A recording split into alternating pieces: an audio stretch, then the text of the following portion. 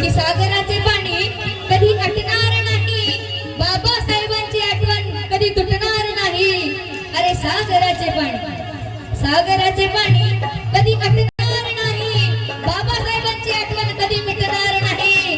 अरे हाच जन्म काय अरे हाच जन्म काय, पुढील हजारो वर्ष झाले तरी बाबासाहेबांचा नाद कधी सुटणार नाही, तरी बाबासाहेबांचा नाद कधी सुटणार नाही।